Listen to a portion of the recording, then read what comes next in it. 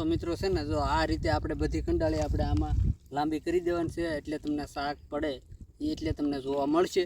તો વિડીયોમાં આગળ સુધી બન્યા રહેતો, કઈ રીતે માંડીએ એ પણ તમને જોવા મળશે. તો જો આ રીતે આપણે ગાંઠ પહેલી તો મારી દેવાની છે, પછી છે ને આપણે પાણીમાં ધીમે ધીમે એમાં હલાવતા છે.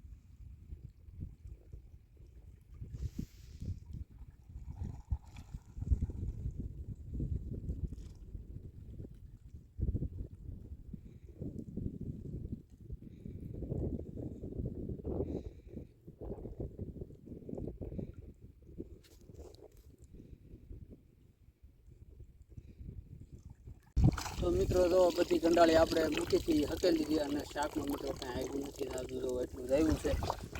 તો મિત્રો અમે મહેનત બહુ કરી પણ કાંઈ મળ્યું નહીં.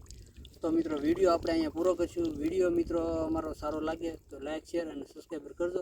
ફરીથી મળશું નવા વિડીયોમાં.